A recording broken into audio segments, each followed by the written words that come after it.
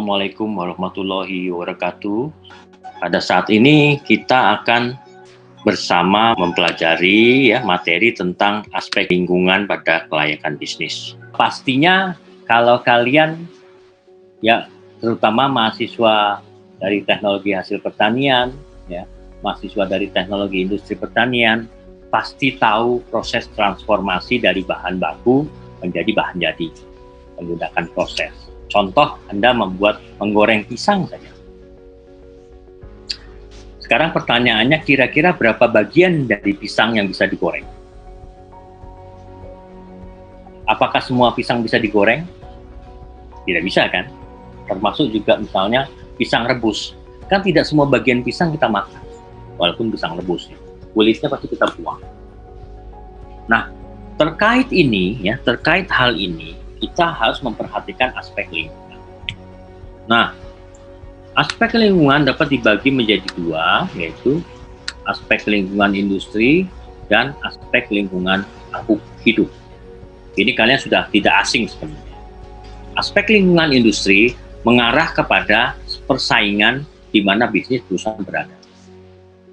Kemudian kalau aspek lingkungan hidup terkait dengan mengacu pada analisis AMDAL analisis mengenai dampak lingkungan. Nah, nanti coba kalian ingat-ingat lagi mata kuliah manajemen lingkungan, baik THP, kalau THP mungkin ikut di mata kuliah pengelolaan limbah lingkungan agroindustri atau pengelolaan limbah. Pasti dikenalkan mengenai aspek AMDAL, tetapi mahasiswa TIP dia lebih banyak ada aspek manajemen lingkungan sendiri di mata kuliah manajemen lingkungan dan aspek pengolahan limbah. Karena biar bagaimanapun, contoh yang paling sederhana, Anda mengolah pisang mentah menjadi pisang goreng, itu pasti kulit pisangnya dibuang. Nah, tapi nanti dilihat kalau AMDAL terkait dengan dampak penting. Kalau itu dampaknya mungkin tidak penting, kalau cuma sesisir dua sisir, setandan dua tandan paling akan menimbulkan gangguan estetika kalau Anda buangnya tidak rapi, banyak nanti ada timbul busuk, itu paling. Nah, jadi ada dua. Kemudian kalau aspek lingkungan industri, alangkah banyak orang sudah jual gorengan. Kalau dia usahanya di atas mikro kalau sudah kecil dia mulai, misalnya kecil usaha bakso misalnya sekarang yang sedang viral masih viral adalah bakso legend di Bandar Lampung yang sekarang tutup. Orang kalau masuk ke usaha makanan seperti kuliner bakso seperti yang sekarang sedang tutup itu, dia masuk ke dalam aspek lingkungan industri. Alangkah banyak usaha bakso seperti di Bandar Lampung, nggak usah di Bandar Lampung, di jalan masuk Unila saja sudah ada bakso Mas Yon. Itu bakso yang tutup tadi. Terus kemudian ada bakso mana lagi yang terkenal itu banyak. Nah, itu tadi. Kemudian tadi kawan kalian menyebutkan tentang geprek ayam geprek, bebek geprek, bensu, ben onsu. Dia sudah punya nama. Orang mau masuk lagi ke geprek, waduh saingan kita berat. Akhirnya mungkin itu salah satu, ini dugaan saya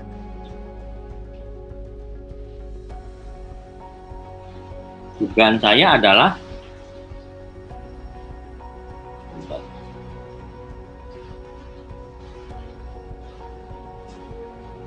saya adalah karena sudah kepepet. Kita bikin ayam geprek, waduh, pangsa pasarnya memang banyak. Tapi share pasar untuk kita ini repot, sudah diambil Ben Onsu dengan bensunya. Biar kita dapat mirip-mirip lah, agak-agak tahan malu gitu kan. Apalah mereknya tadi kan. Bensu, biar bagaimana ada harga, ada mutu lah kira-kira nanti demikian. Ini ada dua jangan lupa. Aspek lingkungan industri, dan aspek lingkungan hidup.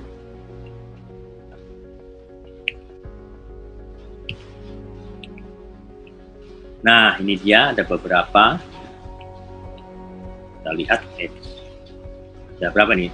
Ada ancaman masuk pendatang baru, persaingan sesama perusahaan di dalam industrinya, ancaman dari produk pengganti, kekuatan tawar-menawar pembeli, kekuatan tawar-menawar pemasok, pengaruh kekuatan stakeholder lain.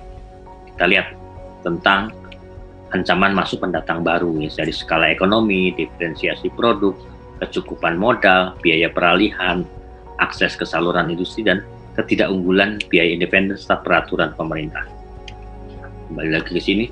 Nah, kalau di suatu negara, ya, negara yang protektif, ya, kadang-kadang pemerintah juga perlu protektif terhadap produk unggulan nasionalnya. Sebagai contoh, kebetulan saya tahu misalnya di negara matahari terbit, saudara tua kita Jepang, ya, dia memproteksi harga berasnya.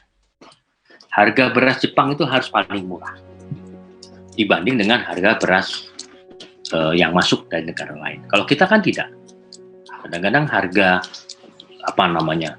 seperti contoh jeruk dari Cina harganya murah, jeruk Medan mahal. Nah itu, jadi produk kita terancam karena ini tadi peraturan pemerintah salah satunya. Walaupun katanya kita free trade, tapi menurut saya tidak begitu juga, ya. Karena kalau biar bagaimanapun kita kalah menjadi skala usaha. Karena misalnya contoh di pertanian, Anda lihat, ya, sekarang ini kadang-kadang skala usaha pertanian kita tuh sangat kecil, ya. Jadi kalah dengan misalnya negara Cina yang besar-besaran produksi tanaman hasil pertaniannya, jeruk bisa dia jual murah. Kalian juga harus misalnya sebagai mahasiswa juga bisa berpikir kritis. Mengapa jeruk dari Cina, impor dari Cina harganya murah? Toh datangnya jauh dari Cina sana, kan? ongkos produksinya segala macam itu bagaimana? Kok ke kita murah? Nah, masalah produktivitas. Misalnya seperti beras, kita tuh produktivitasnya rendah. Dalam satu skala usaha, luasan usaha itu hanya sekian ton. Contoh yang saya tahu itu misalnya yang kemarin dikomplain oleh Pak Gubernur itu kopi kalau nggak salah. Kopi kita dibanding dengan kopi luar negeri itu jauh. Kita hanya berapa ton, sana bisa 2-3 kali lipatnya.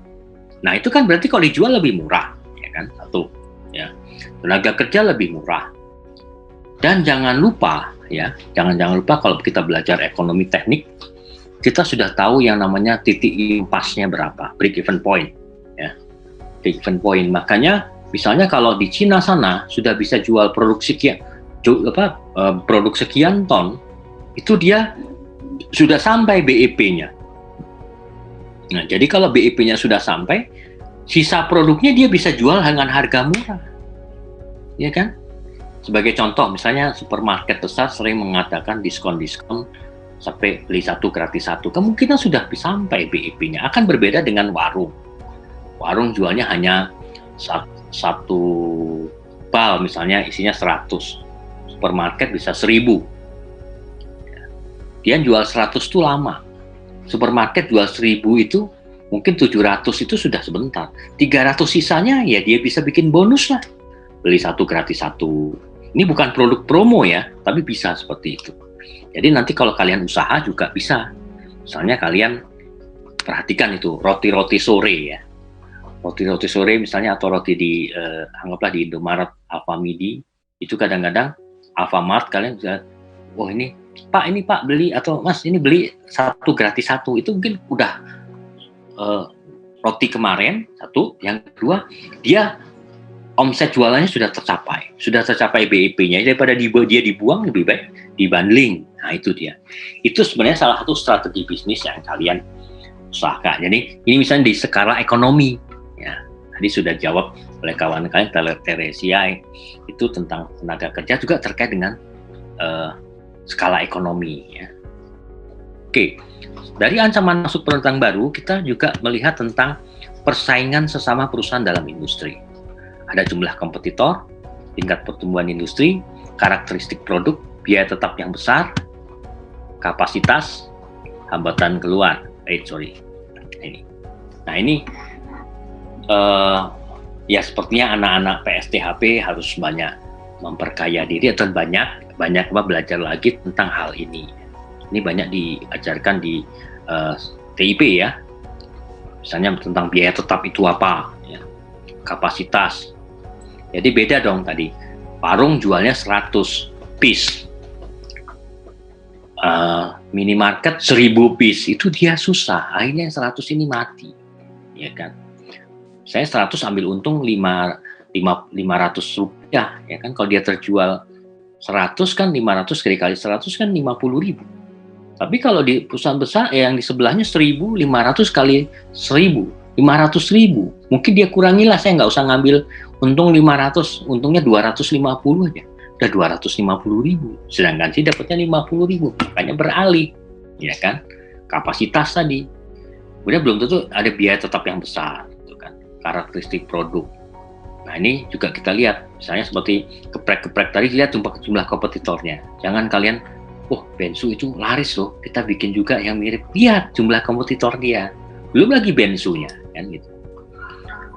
Misalnya kalau tadi contoh yang mangga ketan, bisa saja nanti dilihat di Bandar Lampung ada berapa banyak mangga ketan. Jangan-jangan sebentar lagi bermunculan mangga ketan. Janganlah masuk ke sana kalau tidak istimewa, karena jumlah kompetitornya besar. Ya.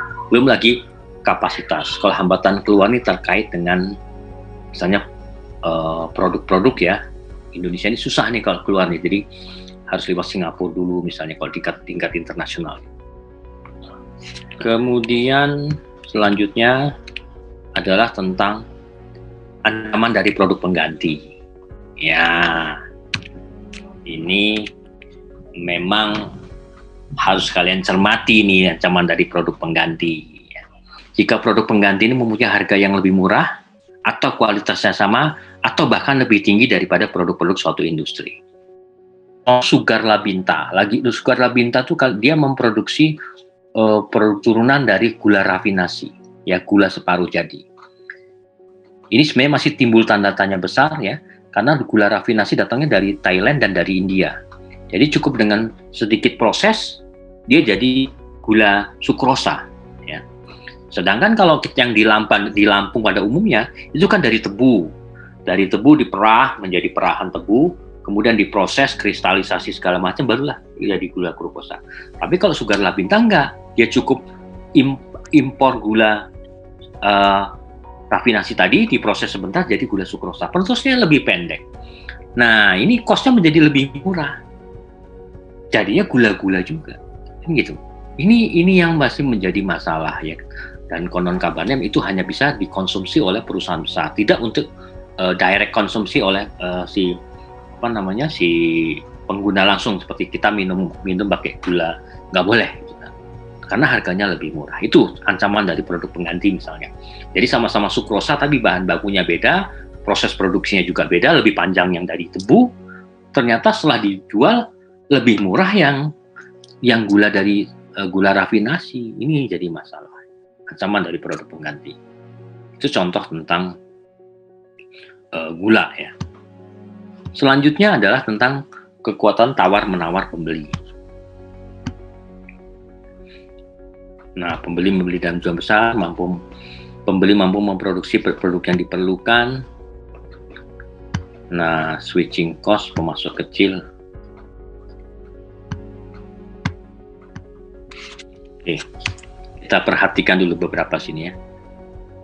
Nah yang paling gak enaknya ini, produk perusahaan tidak terlalu penting. Waduh, ini susah nih. Jadi orang nggak usah beli ya.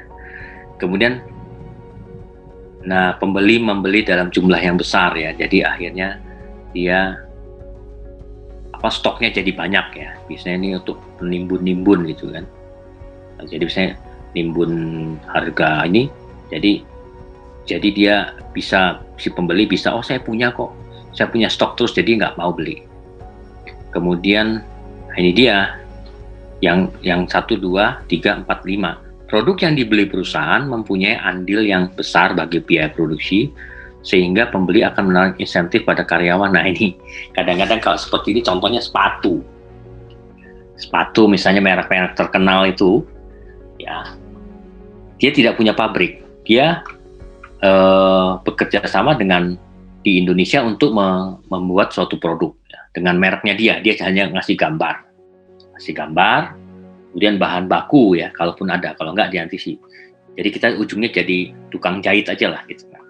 Nah, mestinya setelah sepatu ini jadi dia diekspor kembali ya, jadi diekspor ke negara asal, baru dikembalikan lagi ke negara-negara pemilik. Saya perusahaan tertentu di Amerika pesan sepatu ke kita ya, harus kembali dulu ke Amerika, dari Amerika baru diedarkan.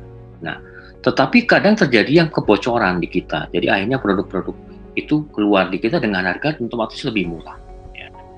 Makanya sebenarnya mengapa produk tersebut mahal, karena harus kembali dulu disesuaikan ya, misalnya merek tertentu buatan Amerika harus sesuaikan harganya dengan di sana ya, otomatis menjadi mahal walaupun dia produksinya produk di Indonesia.